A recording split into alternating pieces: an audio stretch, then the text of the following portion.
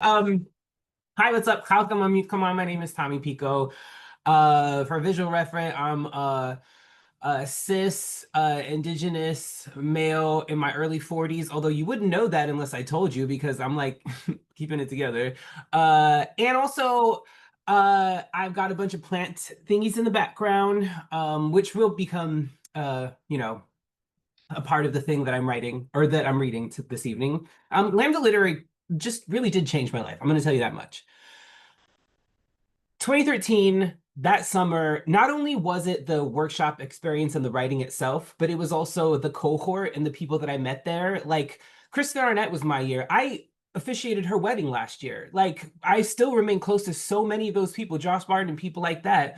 And then, like, uh, the end of 2013 was when I started writing my first book. And if I didn't have Lambda, I wouldn't have had the tools to be able to start that book. And because of that book, I was interviewed in the New Yorker. And because of that interview in the New Yorker, I was commissioned to write a feature by a company in New York. And Sterling Harjo read that script and he became the showrunner, the executive producer, and the director and one of the writers of Reservation Dogs, which is this television show on Hulu and FX that I became on the writing staff for.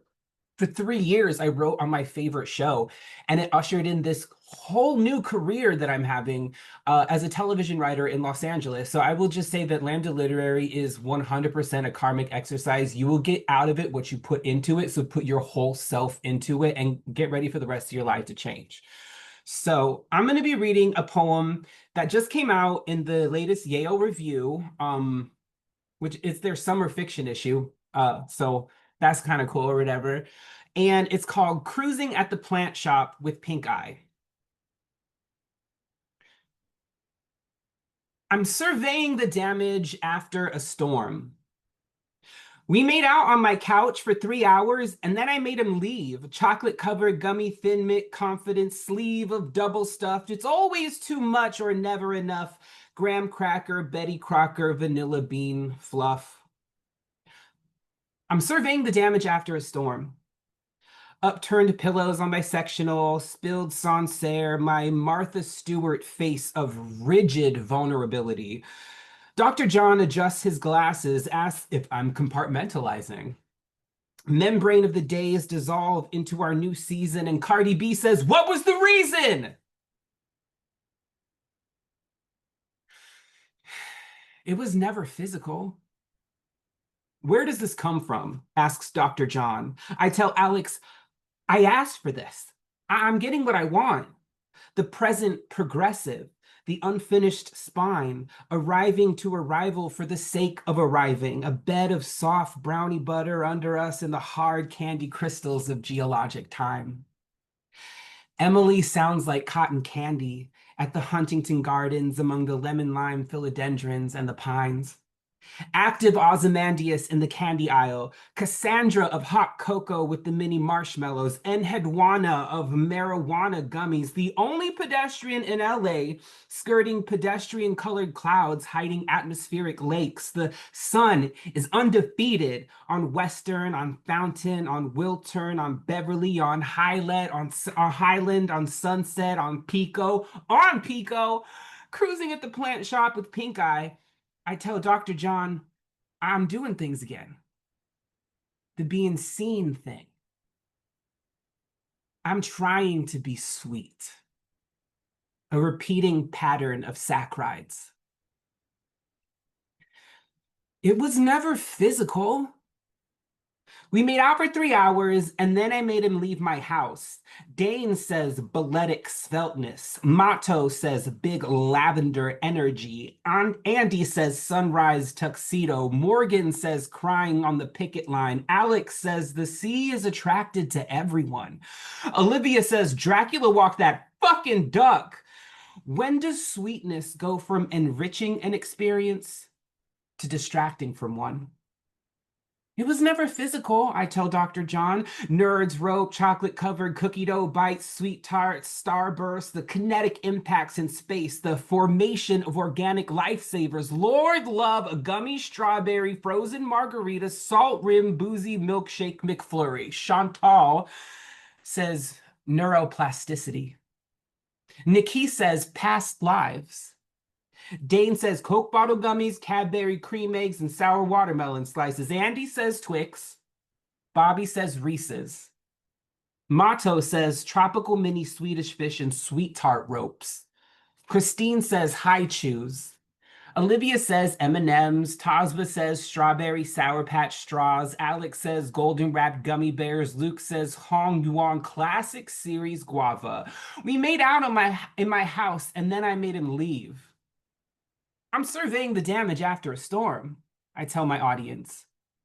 But there's no after a storm. It's just time in between. At lunch, he says, we can go slow. Says he's a safe harbor. Says he's not my ex, but all I see are choppy seas and craggy pop rocks. Breathe.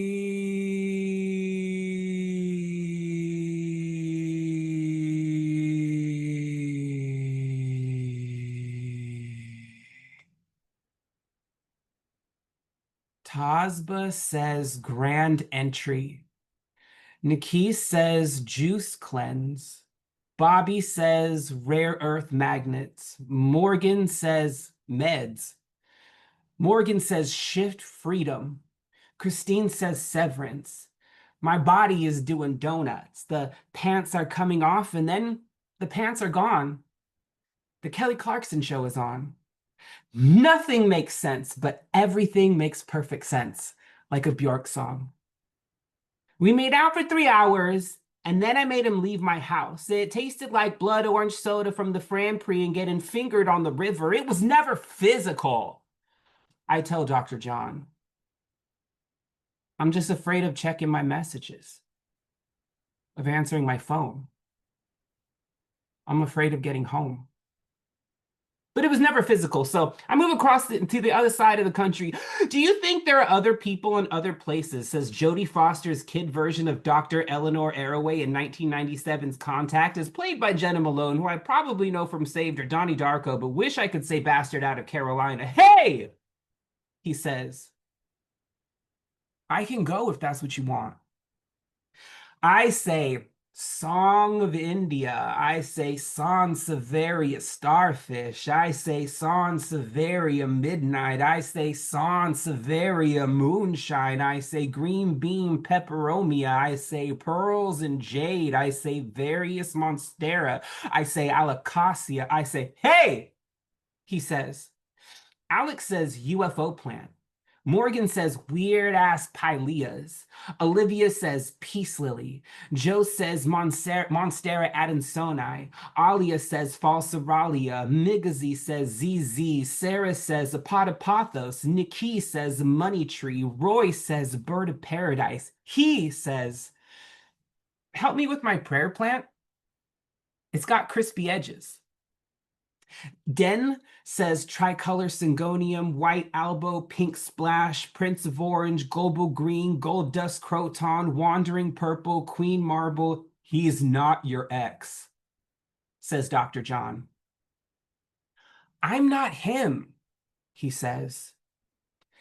If you feel it in your body, it is physical. I survey the storm. We're on the slate gray sectional. Pure marzipan light beams from a tightly coiled mass of arms and legs and spread intentions. Well, you gotta trim back the dead edges, I say. The plant can't save them and shouldn't try. By pruning, the plant can focus on new growth. Cloud numbers drift across the winter-green sky. I say, can we do this? I ask, can we do this? Karaoke Tuesdays, natural wine, wingtips and two-steps, holding hands on the picket line, fiber cookies, Hoya hearts, farmers markets, staying the night. Thank you.